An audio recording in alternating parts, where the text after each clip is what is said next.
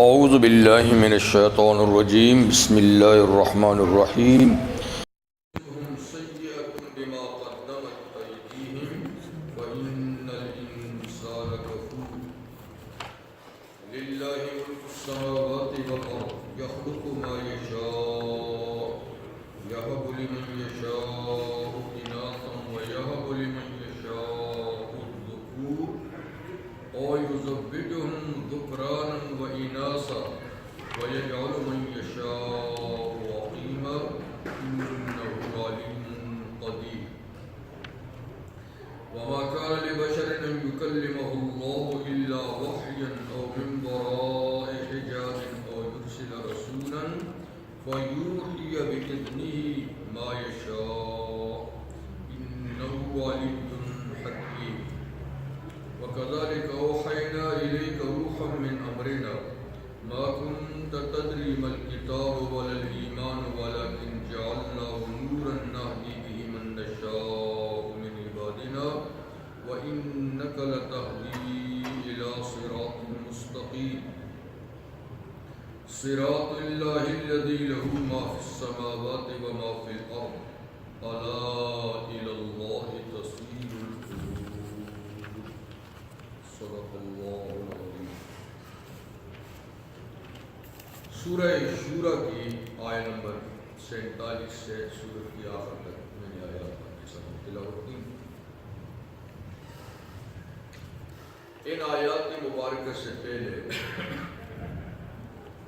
ان لوگوں کی صفات اور ان لوگوں کے اعمال اور ان کے کردار ذکر کیے گئے جو اللہ تعالیٰ کے ہاں کامیابی سے ہمکنار ہوں گے، ہمیشہ کی کامیابی ان کو نصیب ہوگی.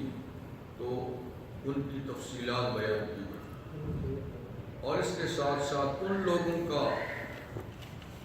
رزلٹ اور ان کا انجام بھی بیان کیا گیا جو بالآخر ناکام ہوں گے، اور ایسے ناکام ہوں گے جو کبھی بھی ان کو کامیابی پھر نصیب نہ ہوگی. اب حق تعالی شانہ ان آیات مبارکہ میں پہلی آیت میں ایک دفعہ پھر دعوت دیتے ہیں اس بات کی کہ آؤ کامیابی کے راستے پہ آ جاؤ. استجیبوا لربکم، اپنے رب کی دعوت قبول کر لو. جو دعوت انبیاء کرام کے ذریعے سے آئی ہے اس دعوت کو قبول کر لو. من قبل ان یاتی یوم لا مرد له من اللہ، اس دن کے آنے سے پہلے کہ جس کو اللہ کی طرف سے ٹالا نہیں جا سکے گا، واپس نہیں کیا جا سکے گا. وہ آیا تو آ کر ہی رہے گا، اس کو کوئی بھی ٹلا نہیں سکتا، واپس نہیں کر سکتا. اور جب وہ دن آئے گا تو ما لکم من ملجأ یومئذ، اس دن کوئی تمہارے پاس جائے پناہ نہ ہوگی. دنیا میں کئی جگہیں کئی مقامات ہیں جو جرائم کر کے پوشیدہ ہو جاتے ہیں، لیکن فرمایا کہ جب وہ دن آئے گا تو چھپنے کی کوئی جگہ نہ ہوگی. اور وما لکم من نکیر، تمہارے لیے کوئی انکار کی گنجائش بھی نہیں ہوگی کہ میں نہ مانوں. یہاں تو جرم کر کے کہہ دیتے ہیں میں تسلیم نہیں کرتا، اور پھر اس کو ثابت کرنے کے لیے بہت جتن کرنے پڑتے ہیں. لیکن اللہ کے ہاں جرم کا انکار ممکن نہیں. یہ نہیں کہ کریں گے نہیں، کریں گے تو وہاں بھی یہ خراب عادت وہاں بھی ہوگی، اور پہلے کہیں گے ہم نے تو کوئی شرک نہیں کیا، ہم نے تو کوئی برائی نہیں کی. وہ یہی سمجھیں گے کہ جیسے دنیا میں کبھی انکار کر کے بچ جاتے تھے آج بھی بچ جائیں گے. پھر کبھی یہ سمجھیں گے کہ شاید اس کا ثبوت نہیں ہوگا، لیکن وہاں تو اتنے ثبوت ہوں گے کہ کوئی مجال ہی نہیں ہوگی انکار کرنے کی. اتنے ثبوت اللہ پیش کریں گے. حالانکہ اللہ کو کسی جرم کے ثبوت کے لیے کوئی دلیل ضرورت نہیں ہے، اللہ کا علم ہی کافی ہے. پھر بھی ایک قانونی کارروائی کے تحت شہادتیں ہوں گی اور پروف پیش کیے جائیں گے. تم نے یہ سارے کام بالآخر ان کو تسلیم کرنا پڑے گا کہ بے شک ہم مجرم تھے. اور کبھی اقرار بھی کریں گے کہ شاید جرم کے اقرار سے معاف کر دیا جائے، جس دنیا میں کبھی ہوتا ہے، لیکن وہاں نہ تو کوئی جائے پناہ ہوگی کہ بھاگ کے آدمی بچ جائے، نہیں انکار کی گنجائش ہوگی۔ یہ ایک دفعہ اللہ تعالیٰ نے پھر ان کو دعوت دی کہ دیکھو یہی رستہ ہے نجات کا، کامیابی کا، فلاح کا۔ اب پیغمبر کریم صلی اللہ علیہ وسلم کو تسلی دیتے ہیں، فَإِنْ أَعْرَضُوا، اس پیشکش کے بعد بھی اگر یہ اعراض کریں، آپ کی بات نہ سنیں، نہ مانیں، تو آپ پریشان ہو، آپ کی ڈیوٹی پوری ہوگی، آپ نے نیک و بد سے آگاہ کر دیا، آپ نے نجات اور ناکامی کے راستے ان کو بتا دیے، بڑی خیر خواہی سے بتا دیے، اب بھی نہیں مانتے، منہ پھیرتے ہیں، اعراض کرتے ہیں، تو فَمَا أَرْسَلْنَاكَ عَلَيْهِمْ حَفِيظًا، ہم نے آپ کو ان پر کوئی نگران بنا کے نہیں بھیجا کہ آپ ان کے اعمال کی نگرانی کریں اور ان سے ان کو غلطی نہ کرنے دیں، یہ ذمہ داری آپ کی نہیں۔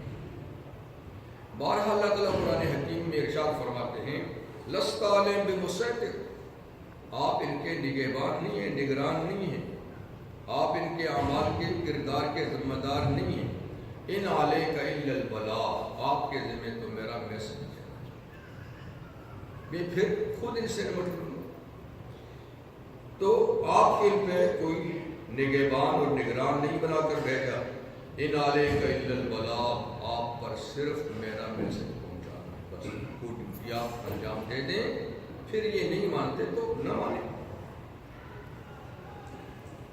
آگے اللہ تعالیٰ انسان کا شکوہ کرتے ہیں، اور یہ انسان سے انسان کافر ہے کہ وَإِنَّا إِذَا نَحْنُ أَذَقْنَا الْإِنسَانَ مِنَّا رَحْمَةً، یقیناً ہم جب انسان کو اپنے پاس سے کوئی رحمت، کوئی مہربانی، کوئی لطف و کرم چکھاتے ہیں، پہنچاتے ہیں، کوئی نعمت سے نوازتے ہیں،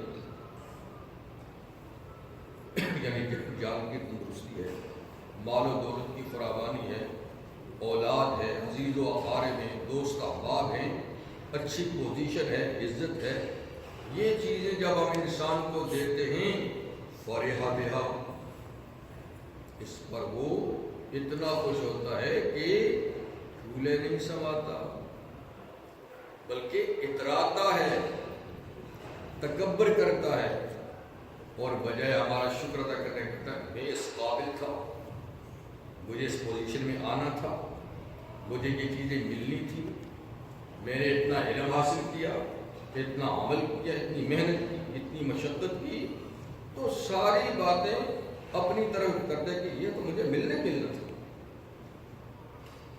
تو دیکھیے ایک فرحت اور سرور جائز ہے کہ اللہ تعالیٰ کوئی نعمت دے تو آدمی کو اس نعمت پہ خوش ہونا چاہیے، جیسے عیدین آتی ہیں تو ہم خوشی کا اظہار کرتے ہیں، اور اولاد ہوتی ہے تو عقیقہ خوشی ہوتی ہے، شادی ہوتی ہے تو خوشی ہوتی ہے، کوئی نعمت بھی ملتی ہے تو اس پہ خوشی کے اظہار کرتے ہیں، اور یہ جائز ہے کہ اللہ کی نعمت پر خوشی کا اظہار کیا جائے، اور جب غم آ جائے تو ایک حد تک غم کا اظہار بھی کیا جائے، لیکن نہ ادھر حدود سے باہر نکلیں، نہ ادھر حدود سے باہر نکلیں، حد کے اندر تو خوشی غمی ٹھیک ہے، لیکن حدود پھلانگ جائیں خوشی اور غمی میں، اس کی شریعت اجازت نہیں دیتی، اس لیے کہ خوشی میں اگر آپ نے حدود پھلانگ دیں تو آپ غرور و تکبر میں داخل ہو گئے، کیونکہ خوشی کی سرحد غرور سے جا کر ملتی ہے، یہاں سٹاپ کر دو، اگر اس سے زیادہ منائی تو سرحد پار کر گئے، تکبر میں داخل ہو گئے۔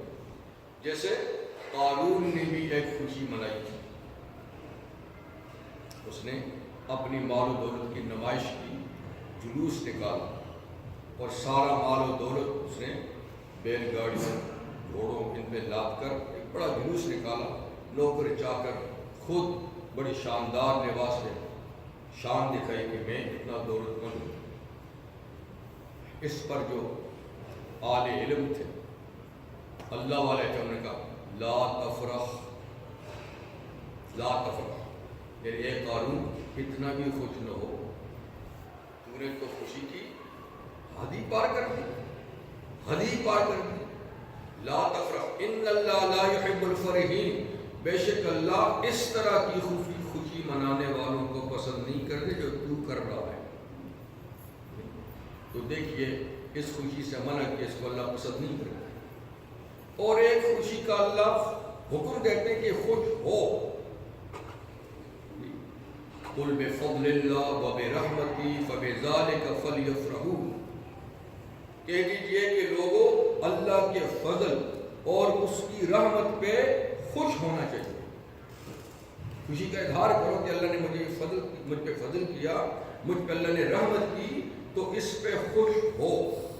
تو دیکھیں اس خوشی کا حکم دیا اور اس خوشی سے منع کیا، اس لیے کہ وہ نمائشی چیز تھی، غرور و تکبر اس میں شامل تھا، لوگوں پر برتری جتانا اس کی جاتی ہے۔ لیکن کوئی نعمت مل جائے اللہ کا شکر ادا کرے، دوستوں کی دعوت کرے اور زبان سے تحدیث سے نعمت کو بیان کرے کہ بھائی مجھ پہ خدا نے یہ نعمت مجھے یہ دی، چل اما بنعمت ربک فحدث، اپنی نعمت کو بیان کیا کرو، لیکن شکر کے اندازے سے، فخر کے اندازے سے نہیں۔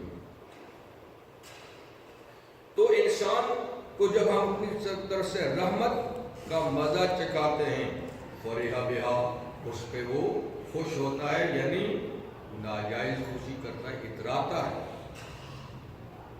وَإِن تُصِبْهُمْ سَيِّئَةٌ بِمَا قَدَّمَتْ أَيْدِيهِمْ، اور اگر ان کو کوئی برائی پہنچتی ہے، صحت کے بجائے بیماری آ جاتی ہے، مال و دولت کے بجائے فقر احتیاج آ جاتا ہے، اور کوئی عہدہ منصب اس کو معزول کر دیا جاتا ہے، تو کوئی مصیبت آتی ہے، تکلیف، اور وہ آتی بھی کیوں ہے؟ ہم یوں نہیں ڈالتے بما قدمت ایدیہم، اس سبب سے جو ان کے ہاتھوں نے آگے برے کرتوت کیے ہیں، اس کی سزا کے طور پہ جب ہم ان کو کوئی تنگی میں مبتلا کرتے ہیں تو کیا فَإِنَّ الْإِنسَانَ كَفُورٌ، پھر یہ انسان تھوڑا نہیں، کفور بہت زیادہ ناشکرا ہوتا ہے، شکوے شکایت کرتا ہے ہماری، اور یہ مصیبت کے لیے میں ہی دیکھا تھا، اللہ نے مجھے ہی دیکھا تھا، اور یہ مصیبت کے لیے یہی گھر تھا، لوگوں سے کہتا رہتا ہے مصیبت کوئی ہمارے ہی لیے تھی۔ تو بجائے اس کے کہ اس مصیبت کو ٹلانے کے لیے سوچے کہ کیوں آئی ہے، ان گناہوں ان کرتوتوں کو چھوڑے تاکہ اللہ کی دوبارہ رحمت ہے، الٹا یعنی وہ ہم سے ہمارے شکوے لوگوں سے بیان کرتا ہے کہ جی اللہ نے یہ کر دیا، خدا نے یہ کر دیا، اور ہمارا گھر دیکھا تھا۔ لیکن مومن ایسا نہیں کرتا، اسے کوئی نعمت ملتی ہے تو وہ جائز حد کے اندر رہ کر اس پر خوشی کا اظہار کرتا ہے، اتراتا نہیں، تکبر نہیں کرتا، اور کوئی مصیبت آتی ہے فوراً اپنی زندگی کو ٹٹولتا ہے، کون سی غلطی کر بیٹھا ہوں کہ مصیبت آئی ہے، اس کو دور کرنے کی کوشش کرتا ہے، اور کسی کے سامنے اللہ کا شکوہ نہیں کرتا، اس کو اللہ کا امتحان آزمائش سمجھتا ہے کہ یہ اللہ تعالیٰ نے مجھے جھنجھوڑنے کے لیے چیز بھیجی ہے، مجھے راہ راست پہ آنا چاہیے، مجھ سے کوئی غلطی ہوئی ہے، یہ منتشر ہے۔ یہ بیان کرنے کے بعد اللہ تعالیٰ اب اپنی کمال قدرت بیان کرتا ہے کہ دیکھو میں جو چاہوں کر سکتا ہوں، اور مجھ سے کوئی پوچھنے والا نہیں ہے، لیکن پھر بھی اتنی قدرت اور پاور کے باوجود میں رحمت اور شفقت کا معاملہ ہی مخلوق کے ساتھ کرتا ہوں، اور کوئی تکلیف آتی ہے تو ان کی اپنی شامت اعمال سے آتی ہے، میں کوئی زیادتی نہیں کرتا، لیکن قرآن پیچھے گزر چکا ہے کہ میں تو بہت سی خطائیں یوں ہی معاف کر دیتا ہوں، پکڑ دھکڑ کرتا ہی نہیں، کسی پر سبق دلانے کے لیے تھوڑا بہت پکڑتا ہوں، تو اس کے پیچھے بھی ان کے گناہ اور کرتوت ہوتے ہیں۔ تو قدرت یہ کہ میں جو چاہوں کروں، اب قدرت ہے للہ ملک السماوات والارض، دیکھو اللہ ہی کا ہے ملک، حکومت آسمانوں اور زمین کی، آسمانوں اور زمین کی حکومت اللہ کی، اس کا حکمران کن ہے اللہ ہے اور ہر لحاظ سے حکمران ہے، اس لیے کہ کائنات بنائی بھی اس نے اور مالک بھی سب کا وہ ہے، خالق بھی وہی ہے، مالک بھی وہی ہے، اور ساری کائنات کا مربی اور پالنے والا بھی وہی ہے، رب العالمین۔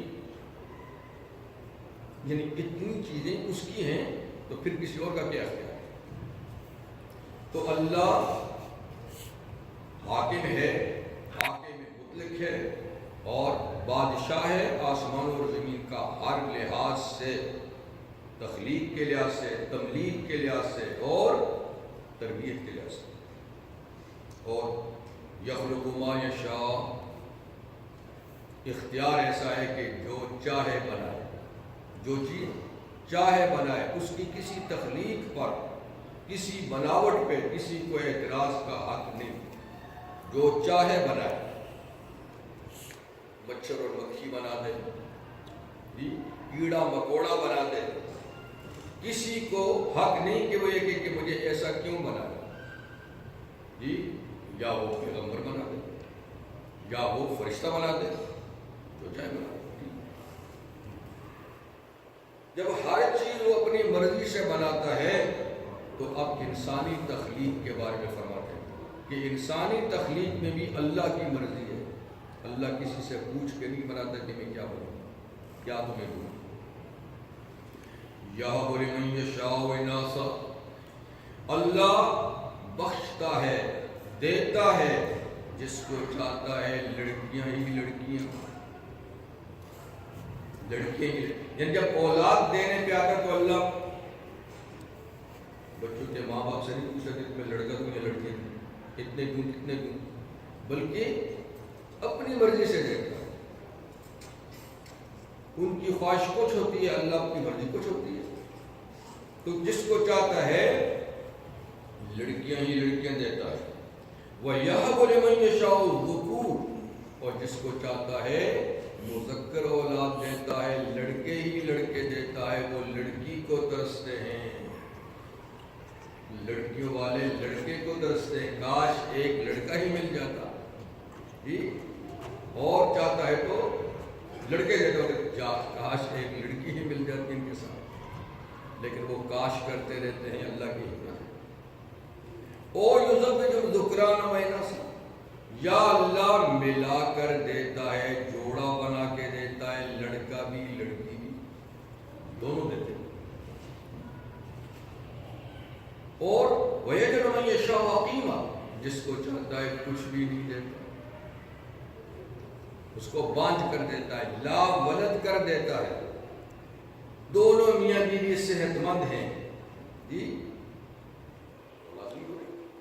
ڈاکٹروں کے پاس بھی جاتے ہیں، علاج کراتے ہیں، ادھر سے مایوس ہوتے ہیں، تعویذ گنڈا بھی کراتے ہیں، فلاں جتنے گر ہیں آزماتے ہیں کہ اولاد ہو جائے، پر اللہ نہیں چاہتا تو نہیں ہوتی۔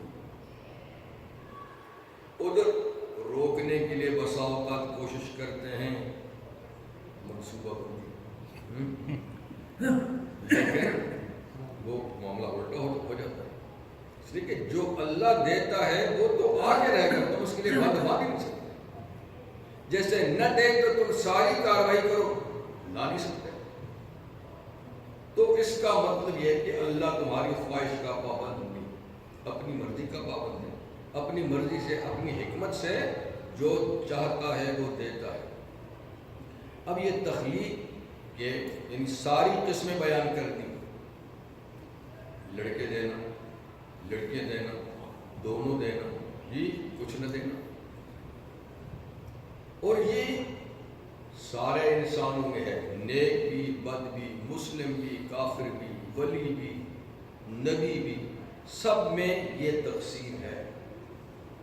مشہور ہے کہ حضرت ابراہیم کے صرف بیٹے ہی بیٹے تھے، بیٹے ہی بیٹے تھے، اور حضرت لوط کی بیٹیاں ہی تھیں، بیٹا نہیں، دونوں اللہ کے پیغمبر ہیں۔ ایک کے پاس بیٹے ہی بیٹے ہیں، بیٹی نہیں، دوسرے کے پاس بیٹیاں ہیں، بیٹا کوئی جی۔ سرور کونین کو اللہ نے بیٹے بھی دی، بیٹیاں بھی دی۔ یہ اور بات ہے کہ اللہ کی حکمت تھی کہ بیٹے بڑے نہیں ہوئے اور بچپن میں اللہ نے ان کو اٹھا لیا، بیٹیاں بڑی ہوئیں اور ان کی جو نسل تھی وہ بیٹیوں سے چلی بیٹی، لیکن دیے تو دونوں نے۔ اسی طرح باقی انبیاء کرام، اور یحییٰ علیہ السلام کو کچھ نہیں کیا، شادی نہیں کی، اس میں اللہ نے ان کو ان کے اندر وہ قوت ہی نہیں رکھی، انہوں نے شادی نہیں کی، نہ بیٹا نہ بیٹی کبھی۔ تو یہ اللہ کی حکمت انبیاء میں بھی ہے، نیک بد مسلم کافر سب میں ہے۔ اور یزوجہم ذکرانہ کا ایک معنی تو یہ کہ بیٹے بیٹیاں دونوں، ایک معنی یہ بھی ہے کہ کبھی اللہ جوڑ کر دیتا ہے، ایک حمل سے دو بچے، ایک حمل سے دو بچے، یہ بھی ذکران کا معنی ہے۔ تو ایک یہ ہے کہ لڑکی لڑکا الگ الگ پیدا ہوتے ہیں، ایک ہی کہ جڑ کر پیدا ہوتے ہیں۔ تو جڑ کے پیدا ہوتے ہیں، کبھی دو پیدا ہوتے ہیں، کبھی تین پیدا ہوتے ہیں، کبھی چار پیدا ہوتے ہیں۔ چند سال پہلے یہی ایک اطلاع آئی تھی کہ ایک جوڑے کے 8 بچے پیدا ہوئے ہیں ایک حمل سے، سنا ہوگا۔ اگرچہ یہ کم ہے، کم ہی ایسا ہوتا ہے اتنے زیادہ، لیکن 2-4 تو اکثر ہوتے رہتے ہیں۔ اور یہ شاید تاریخی واقعہ آپ نے سنا ہی نہیں ہوگا، جو قاضی ثناء اللہ پانی پتی رحمہ اللہ نے تفسیر میں لکھا ہے، اور بہت بڑے مفسر ہیں، کہ ہندوستان میں کسی زمانے میں ایک جج تھے قاضی قدوہ، قاضی کون جج قدوہ کون، ان کے یہاں ایک حمل سے 100 بچے پیدا ہوئے۔ کیا یقین کریں گے جی؟ 100 بچے ایک حمل سے، ایک پیٹ سے، اور وہ بھی یہاں 2-4 ہو گئے تو پھر کوئی بیچ میں چلا ہی جاتا ہے، بڑی قسمت سے ہی کوئی تو سارے بچتے ہیں۔ سارے کے سارے بچے جوان ہوئے، شادیاں ہوئی، صاحب اولاد بھی ہوئے۔ کیا یقین کریں گے؟ اللہ ہے بس، وہ جانتا ہے کہ کس کو کتنا دینا ہے۔ تو بہرحال فرمائے کہ یہ اللہ کی منشا ہے، مرضی ہے۔ اسی طریقے سے تخلیق کی دوسری قسم وہ یہ ہے کہ اللہ چاہے تو ماں باپ کے بغیر انسان کو بنا دے، آدم علیہ السلام۔ وہ پیدا کرنا چاہے تو بغیر باپ کے، بغیر ماں کے بنا دے، حضرت حوا۔ آدم علیہ السلام سے ان کو بنایا، آدم علیہ السلام سے ان کو بنایا۔ آپ ان کو باپ تو نہ کہیں، لیکن مرد سے خدا نے بنایا، ماں نہیں۔ اور چاہے تو بغیر باپ کے بنائے، عیسیٰ علیہ السلام ماں ہے باپ، اور چاہے تو ماں باپ کے ذریعے سے بنائے، جیسے ہم سب لوگ تو سب ماں باپ سے آئے۔ تو اللہ نے یہ بتایا کہ میں ایسا ہی کرتا ہوں، اور میرا عام اصول یہی ہے کہ ایسا ہی کرتا ہوں۔ لیکن کوئی یہ نہ سمجھے کہ ماں باپ کے بغیر نہیں بنا سکتا، آدم کو بنا دیا۔ یہ کوئی نہ سمجھے کہ ماں کے بغیر نہیں بنا سکتا، حوا کو بنا دیا۔ یہ کوئی نہ سمجھے کہ باپ کے بغیر نہیں بنا سکتا، عیسیٰ کو بنا دیا۔ تو یہ بھی تخلیق کی قسمیں، یہ بھی تخلیق کی قسمیں۔ تو یہ سب اللہ کی دین ہے۔ اسی سے سمجھیں کہ یہ سب کچھ اللہ کی امانت ہے، دین اس کی ہے تو چیزیں اس کی ہیں۔ جب دیتا وہ اپنی مرضی سے ہے تو آپ کے میرے پاس یہ سب امانت ہے، چیز اس کی ہے جو دیتا ہے، تو یہ سب اللہ کی امانت ہوتی ہے۔ اسی لیے ملے تو شکر کرو، عقیدہ کرو، لیکن یہ نعمت خدا دے دے تو بہت زیادہ پریشان بھی نہ ہو کہ اس کی امانت تھی، اس کی امانت تھی۔ پیغمبر کریم صلی اللہ علیہ وسلم کی صاحبزادی حضرت زینب، ان کا ایک بچہ بیمار ہو گیا اور بالکل آخری اسٹیج پہ پہنچ گیا۔ انہوں نے نبی کریم کو پیغام بھیجا کہ میرا بچہ آخری اسٹیج پہ آپ تشریف لائیں۔ آپ صحابہ کرام میں کسی یہ مصروف تھے، گفتگو تھا یا تعلیم دے رہے تھے، تو آپ نے پیغام لانے والے کو جواب دیا کہ ان سے جا کر کہو ان للہ ما اخذ ولہ ما آتا وکل شیء عنده الی اجل مسمى، یعنی وہ یہ سمجھتی تھی کہ اب یہ بچہ چلا گیا تھا، تو حضور نے تعزیتی پیغام بھیجا۔ تعزیت اس کو تعزیت کہتے ہیں، ہمارے یہاں تعزیت الٹے معنی میں ہے، ہم تو جا کے غم کو تازہ کر دیتے ہیں۔ تعزیت کا معنی ہے غم زدوں کو صبر دلانا، ایسی بات کرنا کہ ان کو صبر آ جائے مصیبت کو۔ تو حضور نے یہ حضور کا تعزیتی یعنی پیغام ہے، اس کو اچھی طرح یاد رکھیں۔ ان للہ ما اخذ، کہ بیٹی جو لیا ہے یہ خدا ہی کا تھا، یعنی جو بچہ آپ کا لے لیا ہے یہ اللہ ہی کا تھا۔ وَلَهُ مَا آتَا، اور جو دیا ہے کچھ وہ بھی اسی کا ہے، جو لیا ہے یہ بھی اسی کا تھا، اور جو دیا ہے یہ بھی اسی کا ہے۔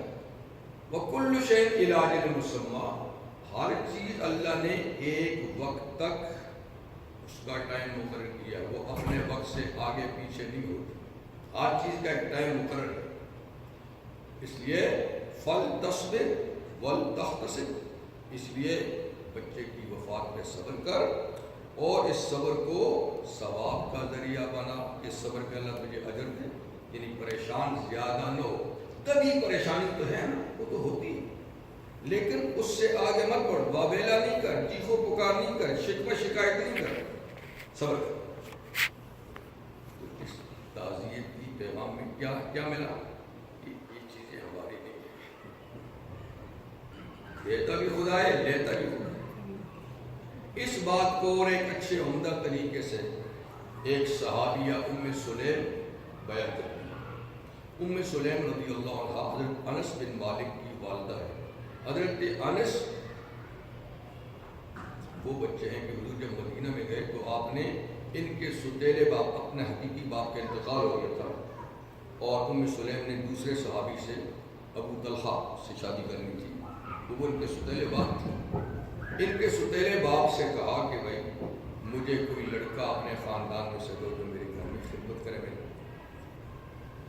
تو یہ یتیم تھے۔ تو ابو طلحہ گئے اور ان کو اپنی سواری پہ بٹھا کر لے گئے۔ ہمارے گھر میں خود بچے تو یہ آپ کا خاندان، اس وقت سے لے کر حضور کی وفات تک حضرت انس آپ کا خادم تھا۔ 10 سال حضور مدینہ میں 10 سال میں ضرور کرتا ہے۔ تو خیر جب ان کی والدہ ام سلیم جو ہیں یہ حضور صلی اللہ علیہ وسلم کو رشتہ دار بھی تھی، اس لیے ان کے گھر میں حضور کا آنا جانا ہوتا تھا۔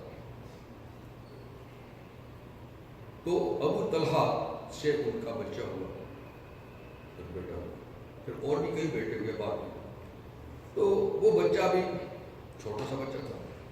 ابو طلحہ کو کہیں سفر پہ جانا پڑ گیا اور بچہ بیمار تھا، اس کو بیمار چھوڑ کے وہ سفر پہ گئے۔ تو بیوی سے کہہ نہیں سکے، باپ کہتے ہیں بالکل طرح بچہ بیمار ہے تو ذرا اس کی اچھی دیکھ بھال کرنا۔ وہ نبی کہے تو ماں ہے، لیکن بال کہہ کر وہ چلے گئے سفر میں۔ تو جب سفر سے واپس آئے تو ان کے آنے سے ایک رات پہلے ہی بچے کا انتقال ہو گیا، پہنچ سکتے تھے۔ انہوں نے چھوٹا سا بچہ تھا، نہلا دھولا کر کفن پہنا کر کمرے میں ڈال دیا،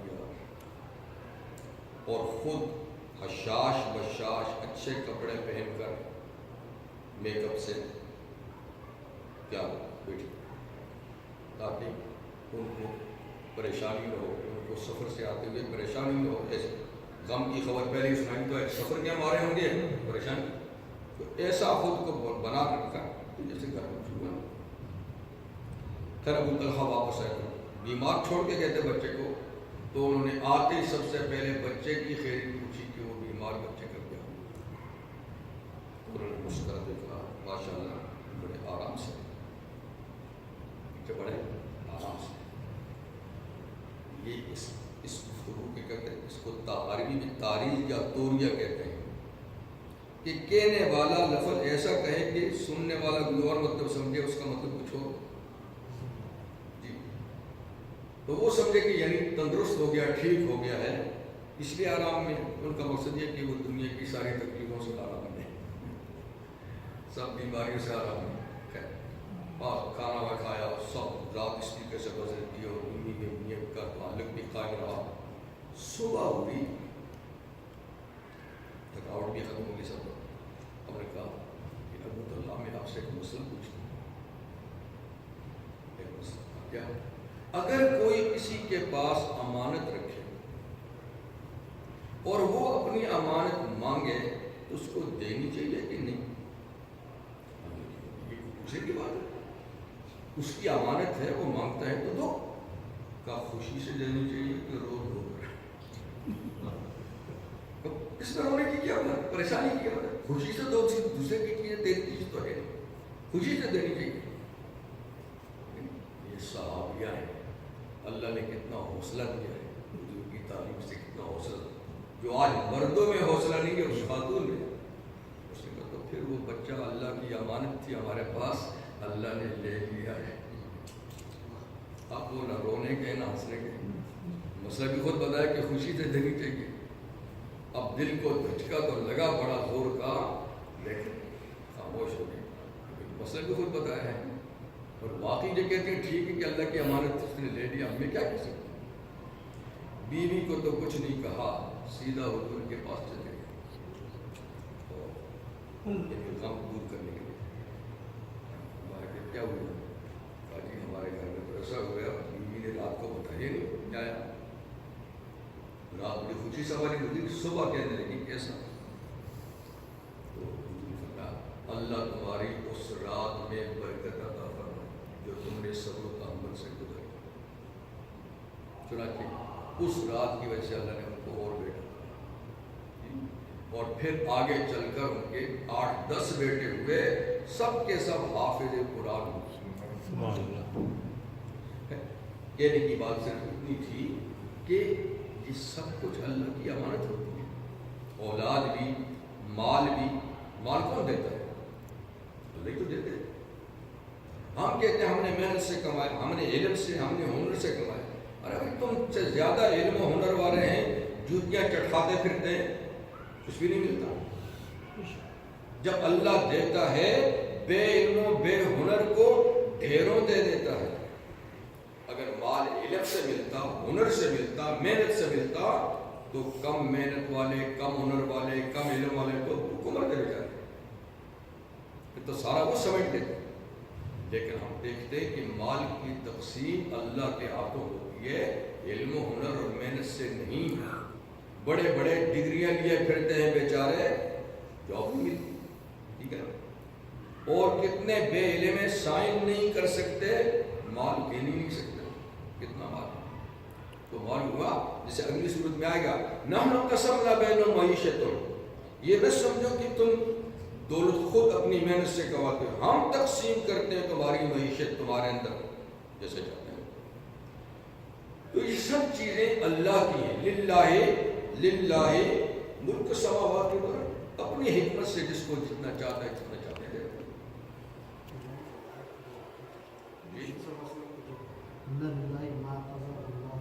ان للہ ما اخذ، اخذ کا معنی جو لیا ہے وہ بھی اللہ کا تھا، وَلَهُ مَا عَطَا، اور جو دیا ہے وہ بھی اسی کا ہے، جو بھی تک دیا ہے وہ بھی اسی کا ہے، جو دے کر لے لیا وہ بھی اسی کا تھا۔ اپنی چیزیں لی ہے، تمہاری نہیں لی، اور تمہارے پاس جو ہے وہ بھی اسی کی ہے، جب چاہے گا لے لے گا۔ اور ہر چیز کا ایک وقت مقرر ہے، اس وقت تک وہ چیز رہتی ہے، ہمیشہ رہتی بھی نہیں۔ ٹھیک وقت پہ اللہ دیتے بھی ہے، ٹھیک پہ لے لے۔ تو یہ بھی نہیں کہو جی یہ تو وقت سے پہلے مر گیا، کہتے وہ جی کو مرنے کا وقت تھا۔ ارے بھائی یہی تو وقت تھا، یہ تو وقت سے پہلے مر گیا، یہ کی بات ہے، جہالت کی بات ہے۔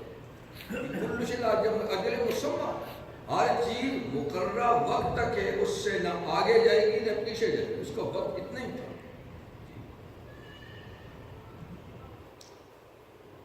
اب اس کے بعد اللہ تعالیٰ وحی کے بارے میں ارشاد کرتا ہے، سورت کا آغاز بھی وحی سے ہوا تھا، اب اس کی انتہا بھی وحی سے۔ کافر لوگ کہتے تھے لولا یکلمنا اللہ و تاتینا آیہ، ہم سے براہ راست اللہ بات کیوں نہیں کرتا، یا ہمارے پاس آیات کیوں نہیں آتی۔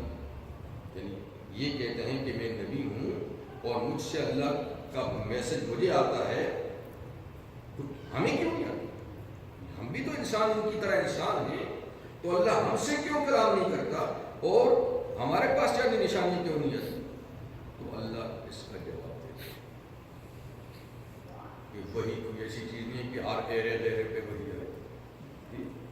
فرمایا ما کان لبشر ان یکلمہ اللہ الا وحیا، اللہ فرماتے ہیں وحی بھیجنے کے 3 طریقے ہیں، وحی بھیجنے کے 3 طریقے، اور وحی تو آپ جانتے ہیں نا، وحی کہتے ہیں تیزی کے ساتھ خفیہ طریقے سے میسج دینا، خفیہ بھی ہو اور بڑی تیزی کے ساتھ۔ اور وحی کے اور معنی بھی، وحی کا معنی اشارہ بھی ہوتا ہے۔ پھر وحی 2 ہے، ایک وحی نبوت ہے، ایک وحی غیر نبوت ہے۔ یعنی ایک وہ وحی ہے جو صرف نبی پہ آتی ہے، غیر نبی پہ بس وہ وحی کبھی نہیں آتی، اور ایک وہ وحی ہے جو غیر نبی کے پاس بھی آتی ہے، اس کو الہام کہتے ہیں۔ وحی کا الہام کا معنی ہوتا ہے دل میں کوئی چیز اللہ ڈال دے، تو یہ اللہ اور لوگوں کے دل میں بھی کوئی چیز ڈال دیتے ہیں، لیکن وہ یقینی نہیں ہوتی، وہ یقینی نہیں ہوتی، اس لیے کہ دل میں وسوسہ شیطان بھی ڈال سکتا ہے۔ تو الہام کوئی یقینی بات نہیں ہوتی، لیکن کبھی الہام صحیح بھی ہوتا ہے۔ عموماً اچھے لوگوں، نیک لوگوں کا الہام ٹھیک ہوتا ہے، اور یہ پھر انسانوں کی خصوصیت نے یہ الہام والی وحی جو ہے یہ جانوروں میں بھی ہوتی ہے۔ جیسے اللہ سورہ نحل میں فرماتے ہیں وَأَوْحَىٰ رَبُّكَ إِلَى النَّحْلِ، اور وہی بھیجی تیرے رب نے شہد کی مکھی کو۔ تو یہاں وحی کا معنی وہ نہیں ہے، نبوت والی بات تو ہے ہی نہیں ہے، لیکن وہ الہام جو ہے وہ بھی نہیں ہے، بلکہ الہام کی طرح، یعنی شہد کی مکھی کی فطرت میں اللہ نے یہ بات رکھ دی ہے، یہ نہیں کہ اس کے دل میں ابھی ڈالی ہے، ان کی فطرت میں، ان کی تخلیق میں اللہ نے یہ بات پیدا کر دی ہے۔ یہ نہیں کہ یعنی تخلیق کے بعد اللہ نے کوئی بات ان میں ڈالی، نہیں، یہ ان کو پیدا کرتے وقت ہی ان میں یہ بات رکھ دی ہے۔ وہ کیا ہے؟ وَأَنِ اتَّخِذِي مِنَ الْجِبَالِ بُيُوتًا، کہ پہاڑوں میں گھر بنایا کر، وَمِنَ الشَّجَرِ، درختوں پہ بنایا کر، وَمِمَّا يَعْرِشُونَ، اور ان جگہوں میں بھی بنایا کر جو یہ لوگ چھت بناتے ہیں، چھتے، یعرشون سے مراد مکانوں کے چھت نہیں ہیں، بلکہ پودوں کے جو بناتے ہیں، جیسے کہ انگور کے لیے انگور کی بیل اور جو بیلدار ہوتے ہیں وہ چھت۔ تو ان جگہوں میں یعنی اللہ نے وحی کی، یعنی ان کی سرشت میں یہ ڈال دی ہے کہ ایسی جگہوں میں گھر بنا۔ ثم کلی من کل الثمرات، پھر یہ بھی ان کی سرشت اور پیدائش میں، فطرت میں یہ بات ڈال دی ہے کہ پھر زمین میں پھیل کر ہر طرح کے پھل کھا، پھول چوس، پھلوں کا رس، پھولوں کا۔ ثم کلی من کل الثمرات فَاسْلُكِي سُبُلَ رَبِّكِ ذُلُلًا، پھر آپ کے جو رب ہے، آپ کا جو رب ہے شہد کی مکھیوں، اس کے مقررہ رستوں پر عاجزی کے ساتھ چل، اکڑ کر رہی عاجزی کے ساتھ چل۔ تو یہ ساری چیزیں اللہ نے اس کے لیے وحی کا لفظ بولا ہے، حالانکہ یہ الہام ہے، اور الہام بھی وہ جو ان کی فطرت میں یہ بات ڈال دی ہے، اور وہ گھاڑی ماشاءاللہ ایسے بناتی ہے، آپ کو پتہ نہیں چھتا، انجینئر بھی نہ بنا سکتے۔ تو یہ انجینئرنگ کیسی ان کو بتائی، کیسا گھر بناتی ہے، ساری کی ساری پھر ان کا سسٹم بھی انسانوں کے قریب قریب سیاسی نظام ہے، باقاعدہ ان کی ایک ملکہ ہوتی ہے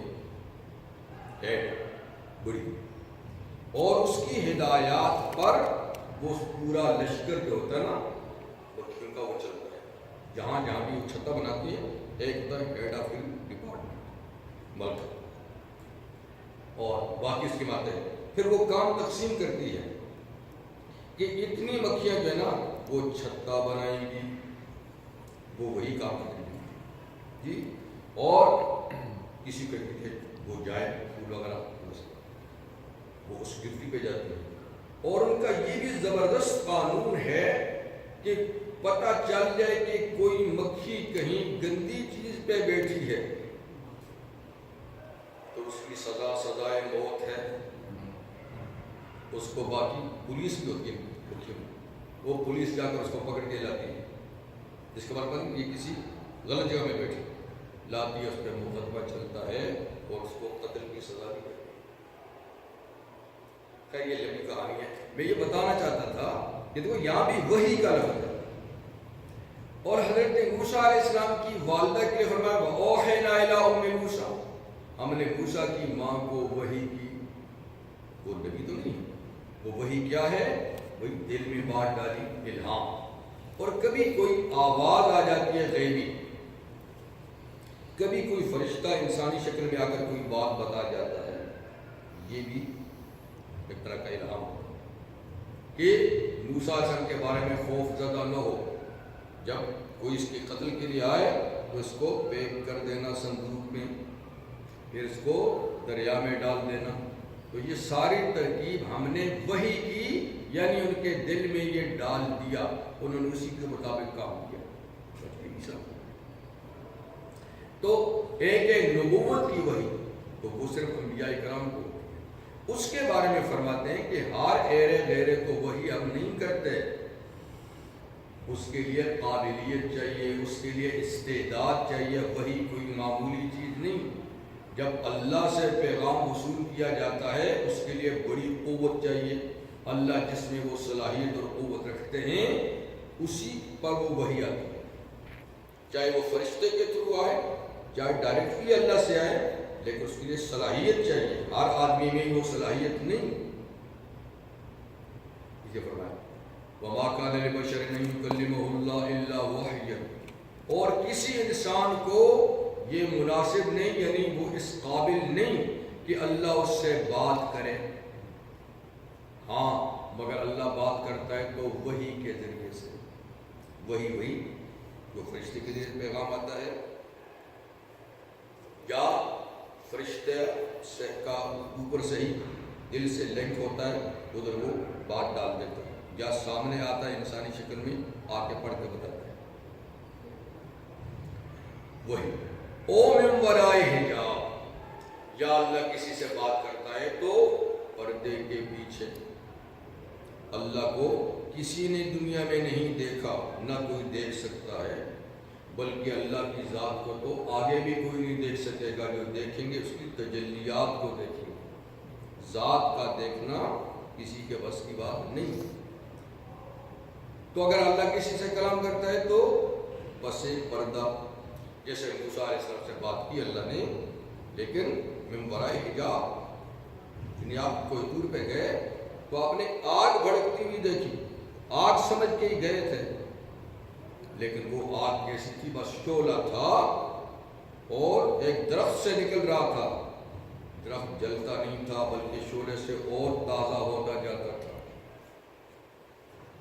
تو آپ پہنچے تو اسی آگ سے آواز آئی انی انا اللہ، آگ نہیں موسیٰ میں اللہ ہوں، تو بظاہر آگ جل رہی ہے تو وہ حجاب ہے، چاہے وہ نوری حجاب تھا یا ناری حجاب تھا، لیکن تھا حجاب، اس حجاب سے پیچھے اللہ بول رہے تھے، آگ تو اللہ نہیں تھا نا، آگ تو حجاب تھا، ایک پہچان کی جگہ تھی، اس کے پیچھے اللہ بول رہے تھے، تو انی انا اللہ، یہ حجاب، ٹھیک ہے نا۔ او یرسل رسولہ، یا تیسرا طریقہ یہ ہے کہ اللہ میسنجر بھیجتا ہے، یعنی فرشتہ، یا رسول سے مراد فرشتہ، کوئی فرشتہ اپنا میسج دے کے بھیجتا ہے اور وہ فرشتہ آ کر اللہ کے نبی کو اللہ کا پیغام پہنچاتا ہے۔ عام طور پہ یہ ڈیوٹی حضرت جبریل علیہ السلام کی ہے، وہی آتے تھے وہی لے کر، اور جب وہ انسانی شکل میں آتے تھے تو حضرت دحیہ بن خلیفہ کلبی ایک بڑے حسین و جمیل صحابی تھے، ان کی شکل میں آیا کرتے تھے۔ لوگ کہتے ہیں دحیہ آئے ہیں بات کر رہے ہیں، لیکن وہ چلے جاتے تھے، جبریل تھے۔ حضور ام سلمہ کے گھر میں تھے رضی اللہ عنہ، اور حضرت دحیہ آ کے ادھر بلا لیا، بات چیت ہوتی رہی۔ ام سلمہ سمجھتی تھی کہ وہ صحابی ہے دحیہ کلبی۔ جب وہ چلے گئے تو حضور نے فرمایا بتائیے کون تھا؟ کہا یہ دحیہ تھا۔ کہا نہیں، جبریل تھا۔ جبریل۔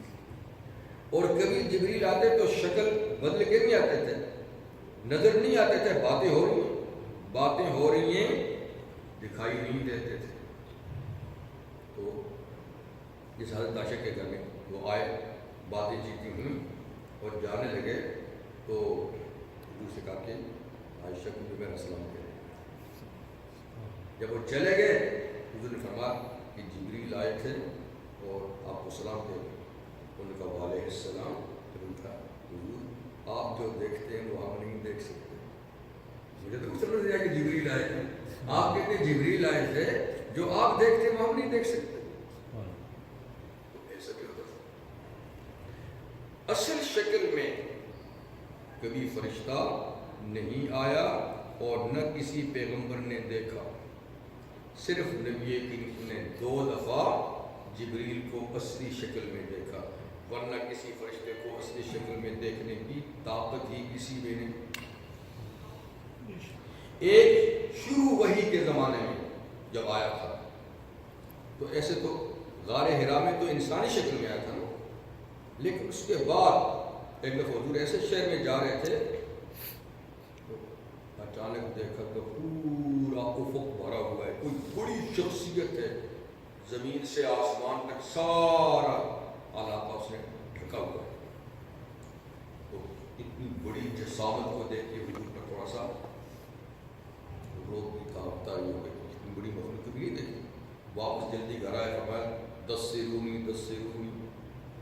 مجھ پہ کمبل ڈالو، ہیبت ہے ہیبت۔ اور دوسری دفعہ لیلۃ المعراج میں سدرۃ المنتہا کو وہاں دیکھا اصلی شکل، وہ پورا خوب سے بھرا ہوا۔ تو صرف حضور نے 2 دفعہ جبریل کو اصلی شکل میں دیکھا، ورنہ کوئی انسان فرشتے کو اصلی شکل میں دیکھ ہی نہیں سکتا، برداشت ہی قوت ہی خدا نہیں دیتی۔ اس لیے کافر حضور سے کہتے تھے کہ کیا بات ہے آپ کا فرشتہ آتا تو ہمارے پاس کیوں نہیں آتا؟ لولا انزل علیہ ملک، اس پر فرشتہ کیوں نہیں آتا؟ حالانکہ نظر نہ آتا تو تھا۔ تو اللہ نے فرمایا دیکھو اگر فرشتہ آئے نا تمہارے اور تم اس کو دیکھو تو لبوز یا لامر، پھر اسی بات کی فیصلہ ہو جائے گا، پھر تم رہو گے کیسے؟ تم یہ مطالبہ کرتے ہو۔ اور پھر فرمایا کہ اصلی شکل میں تو تم دیکھ کر جی ہی نہیں سکتے، برداشت ہی نہیں کر سکتے، اگر ہم فرشتہ بھیجیں تو انسانی شکل میں، اور انسانی شکل میں آئے تو تمہارا پھر وہی اعتراض ہوگا کہ تم آدمی ہو۔ تو اس لیے یہ مطالبہ ہی چھوڑو، اصلی شکل میں دیکھ نہیں سکتے، بدلی شکل میں تمہارا وہی اعتراض ہوگا، اس لیے ہم فرشتہ تمہارے پاس چھوڑ گئے نبی کے پاس۔ تو یرسل رسول فیوحی بإذن ما یشاء، پھر وہ فرشتہ اللہ کے حکم سے جو اللہ چاہتے ہیں وہ اللہ کا پیغام رسول تک پہنچاتے ہیں۔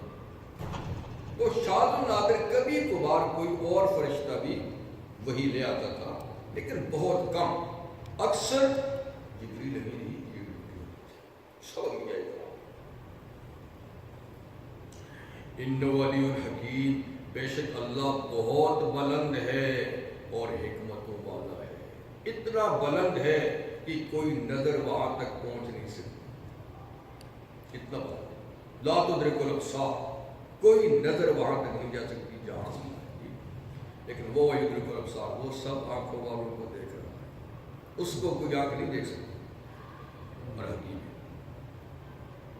اب قرآن حکیم کے بارے میں فرماتے ہیں وَكَذَلِكَ أَوْحَيْنَا إِلَيْكَ، جیسے ہم یعنی انبیاء کو وحی بھیجتے ہیں، ایسے ہی ہم نے اے نبی آپ پر بھی وحی بھیجی ہے، آپ کے پاس بھی، جیسے چھٹے پارے میں ہے اِنَّا أَوْحَيْنَا إِلَيْكَ كَمَا أَوْحَيْنَا إِلَىٰ نُوحٍ وَالنَّبِيِّينَ مِن بَعْدِهِ، ہم نے آپ کی طرف اسی طرح وحی بھیجی جیسے ہم نے انبیاء سابقین کو وحی بھیجی، نوح علیہ السلام کو بھیجی، ان کے بعد انبیاء کرام کو بھیجی، اسی طرح ہم نے آپ پر بھی وحی بھیجی، یعنی یہ سب پیغمبروں پر وحی آتی ہے۔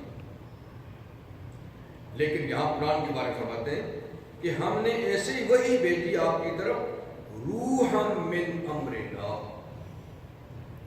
اپنی طرف سے ایک روح کی وحی بھیجی۔ روح آپ جانتے ہیں کس چیز کو کہتے ہیں، لیکن یہاں روح سے مراد ہے قرآن حکیم۔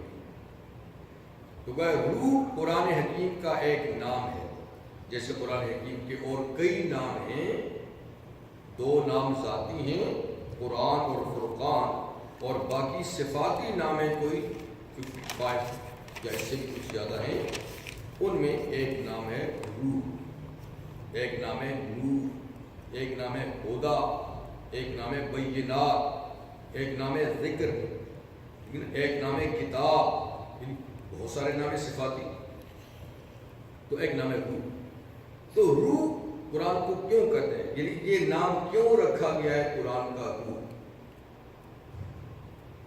اور روح جبریل کا نام ہے، روح القدس، روح القدس جبریل ہے۔ بعض کہتے ہیں کہ یہاں روح سے مراد جبریل، لیکن زیادہ صحیح بات ہے کہ اس سے مراد ہے قرآن۔ تو قرآن کو ہم نے وحی کی آپ کی طرف روح من امرنا، اپنے حکم سے، یعنی قرآن روح ہے۔ تو جس طرح روح حیوانی روح وہ ہر حیوان کی زندگی کا سبب ہے، روح ہے بدن میں تو انسان حیوان زندہ ہے، روح نکل گئی تو ختم۔ تو اسی طرح جیسے جسمانی زندگی کے لیے روح زندگی کا سبب ہے، ایسے ہی روحانی زندگی کے لیے قرآن روح ہے۔ جس انسان میں قرآن نہیں ہے وہ مردہ ہے، اس کی روح مردہ ہے۔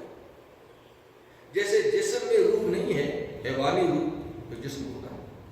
اسی طریقے سے جس انسان کی روح میں قرآن نہیں ہے اس کی روح مردہ ہے، کیونکہ قرآن بھی روح ہے۔ اسی وجہ سے اللہ تعالیٰ قرآن حکیم میں مومن اور کافر کی جب مثال دیتے ہیں تو مومن کو زندہ کہتے ہیں، کافر کو مردہ کہتے ہیں۔ کہ یہ کافر جو یہ مردہ ہے، زندگی ہماری طرح کھاتے پیتے چلتے ہیں، مطلب کہ ان کی روح مردہ ہے، اس روح میں قرآن والی روح نہیں، ایمان والی روح نہیں۔ جیسے فرمایا کہ غافل لوگوں میں ذکر کرنے والا ایسا ہوتا ہے جیسے مردوں میں زندہ بیٹھا ہوا، یعنی ایک مجمع ہے، اس میں سب لوگ غافل ہیں، کوئی اللہ کو یاد نہیں کرتا، اس میں ایک دو یا کچھ آدمی اللہ کو یاد کرتے ہیں، تو وہ ایسے ہیں جیسے قبرستان میں زندہ بیٹھے ہوئے ہیں۔ اس لیے فرمایا کہ جو ذکر نہیں کرتا وہ مردہ ہے، اور جو ذکر کرتا ہے وہ زندہ ہے۔ تو جس کی روح میں قرآن ہے، اس کی تعلیمات ہے، وہ زندہ ہے، جس کی روح میں قرآن اس کی تعلیمات نہیں وہ مردہ ہے، اس لیے قرآن کو روح کہا۔ مطلب کہ یہ ہم نے کتنا بڑا احسان کیا کہ روحانی زندگی کے لیے ہم نے قرآن والی روح آپ کی طرف بھیجی۔ حالانکہ ما کنت تدری ما الکتاب، اس کے نازل ہونے سے پہلے آپ نہیں جانتے تھے کہ کتاب کیا ہے، قرآن کیا ہے۔ جب تک قرآن نہیں آیا تھا آپ کو پتہ نہیں تھا کہ قرآن کیا ہے۔ ولل ایمان، اور آپ کو یہ بھی معلوم نہیں تھا کہ ایمان کی تفصیلات کیا ہے، یعنی نفس ایمان تو پیغمبر میں ہوتا ہی ہوتا ہے، اور کوئی وقت ایسا نہیں کہ وہ ایمان سے خالی۔ پیغمبر جو ہے وہ پیدائشی مومن ہوتا ہے، ایمان تو پیغمبر میں ہے ہی ہے، لیکن جہاں تک ایمان کی تفصیلات ہیں، قسمیں ہیں، یہ یعنی وحی سے معلوم ہوتی ہیں، یہ پہلے آپ کو معلوم نہیں تھی۔ تو نفس ایمان تھا، تفصیلات۔ بعض یہ بھی کہتے ہیں کہ یہاں ایمان سے مراد نماز ہے، کہ آپ قرآن کے آنے سے پہلے نہیں جانتے تھے کہ قرآن کیا ہے، ولل ایمان، نماز بتانے سے پہلے نہیں پتا تھا کہ نماز کیا ہے۔ نماز بھی آپ کو سکھائی گئی ہے، جبریل امین تشریف لائے اور باقاعدہ 2 دن آپ کو نمازیں پڑھاتے رہے۔ پہلے دن ہر نماز اول وقت میں پڑھائی، دوسرے دن ہر نماز آخر وقت میں پڑھائی، اور کہا کہ نماز کے اوقات ان دونوں کے درمیان جب تو باقاعدہ سکھائی گئی۔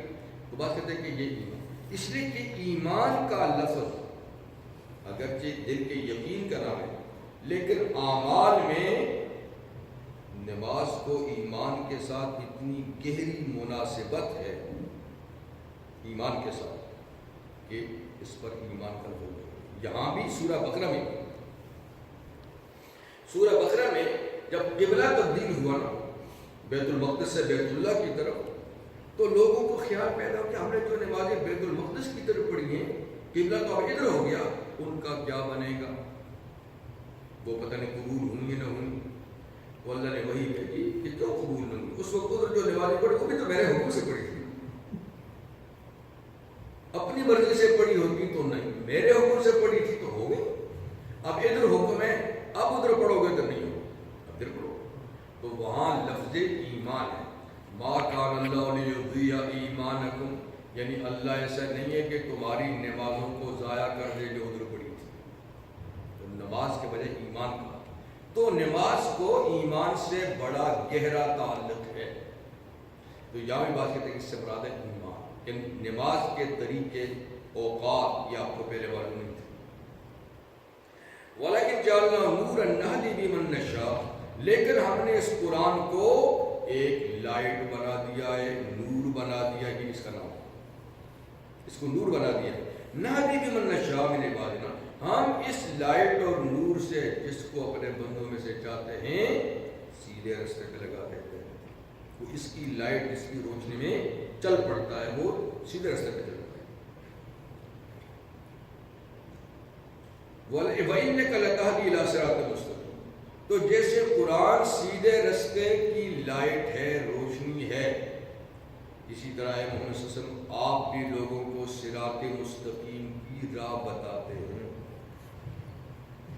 آپ بھی نور ہیں، قرآن بھی نور ہے، آپ کی زندگی بھی لائٹ ہے، اور قرآن کی تعلیمات بھی لائٹ ہے۔ تو قرآن تحریری کتاب ہے، آپ کی زندگی عملی تفسیر ہے، یہ بھی روشنی ہے، سنت بھی روشنی ہے، قرآن بھی روشنی ہے۔ اچھا، وہ صراط مستقیم کون سا ہے جس کی طرف آپ لوگوں کو ہدایت دیتے ہیں، گائیڈ کرتے ہیں؟ وہ صراط مستقیم کیا ہے؟ صراط اللہ الذی، اس اللہ کا رستہ، اس اللہ کا رستہ، لہو ما فی السماوات و ما فی الارض، کہ جو آسمانوں میں جو زمین میں سب کچھ اس اللہ کا ہے، اسی کا رستہ کیا ہے؟ صراط مستقیم ہے، اسی کا رستہ۔ تو آپ اسی کے گائیڈ ہیں، رہنما ہیں، قرآن بھی اسی کا گائیڈ ہے۔ جیسے سورہ بنی اسرائیل میں فرمایا ان ھذا القرآن یہدی للتی ہی اقوم، یہ قرآن گائیڈ ہے اس رستے کا جو بالکل سیدھا جا رہا ہے۔ 95 میں سے چلتا ہے سیدھا، ایگزیکٹ مت لیں تو کہاں پہنچ جائیں گے؟ ہاں جی، یہ جو بیچ میں ایگزیکٹ لے لیتے ہیں کام خراب ہو جاتا ہے۔ تو قرآن جو رستہ بتا سیدھے سیدھے سیدھے سیدھے جائے تو یہ منزل پہ پہنچ جاتا ہے۔ تو قرآن بھی اور آپ بھی، یہاں اللہ نے فرمایا کہ آپ گائیڈ ہیں اس رستے کے جو صراط مستقیم ہے، جو اللہ کا رستہ ہے۔ لیکن اللہ دوسرے کو فرماتا ہے انک لا تہدی من احببت، آپ جس کو چاہیں گائیڈ نہیں کر سکتے، آپ جس کو چاہیں گائیڈ نہیں کر سکتے۔ ولیکن اللہ یہدی من یشاء، اللہ جس کو چاہے گائیڈ کرتا ہے۔ اب کیا مطلب؟ یہاں فرمایا کہ آپ گائیڈ کرتے ہیں صراط مستقیم، وہاں فرمایا آپ نہیں کر سکتے جس کو چاہے، اللہ جس کو چاہے گائیڈ کرتا ہے۔ دیکھیے جواب نہیں دے سکتے، نہیں دیں گے۔ گائیڈنس دو طرح کی ہے، ایک ہے ڈائریکشن اور ایک ہے منزل پہ پہنچانا۔ ایک یہ ہے کہ کسی نے آپ سے راستہ منزل پوچھا، راستہ پوچھا، آپ نے اس کو ڈائریکشن بتا دی، اس روڈ پہ جاؤ، پھر یہ لو، پھر یہ لو، پھر یہ لو، منزل پہ پہنچ جاؤ۔ ایک یہ کہ اچھا بھائی میرے پیچھے ہاتھ پکڑا، تو ایک ہے اللہ کی گائیڈنس، وہ ہے منزل پہ پہنچانا۔ جیسے ہم کہتے ہیں قرآن میں اہدنا الصراط المستقیم، اے اللہ ہمیں سیدھے رستہ بتا، یہاں بتا ہی نہیں، مطلب کہ منزل پہ پہنچا۔ اور جہاں پیغمبر کے لیے آتا ہے کہ وہ ہادی ہیں اور ہدایت کیجیے، وہاں گائیڈنس ہے، یعنی ڈائریکشن دینا۔ منزل پہ پہنچانا نبی کا کام نہیں، ڈائریکشن دینا پیغمبر کا کام۔ منزل پہ پہنچانا تو ہدایت کا معنی ہے کیا ہے؟ منزل پہ پہنچانا، ایک ہے ڈائریکشن۔ تو جہاں یہ کہا کہ انکا لا تہدی، آپ ہدایت نہیں دے سکتے، یعنی آپ منزل پہ نہیں پہنچا سکتے، وہ اللہ کا کام ہے۔ اور جہاں کہا کہ آپ گائیڈ کرتے ہیں صراط مستقیم کی، یعنی آپ ڈائریکشن دیتے ہیں۔ اب سب دیکھو، الا الی اللہ تسیر الامور، یہ مان ہے، یعنی باخبر رہو، سارے کاموں کا انجام پلٹ کے اللہ کے پاس ہی جائے، جہاں جس سے ابتدا ہوئی ہے اسی پہ انتہا ہوگی۔ جس نے کائنات کو شروع سے بنایا ہے، کائنات کا اختتام بھی اسی کے مرضی سے ہوگا، اور یہ یوں ہی ٹوٹ پھوٹ نہیں ہو جائے گی، بلکہ اس کا بھی انجام ہے، رزلٹ ہے، اور سارے کام جو ہے پلٹ کے اللہ کے پاس جائیں گے، اور پھر وہ اس کے نتائج کا اعلان کرے گا۔ یہ تھی آپ کی سورۃ الشورى جو اختتام کو پہنچی۔ اللہ تعالیٰ اس کے اندر آنے والے تمام مسائل، ہدایات وہ سمجھنے اور اس پہ عمل کرنے کی توفیق عطا فرمائیں۔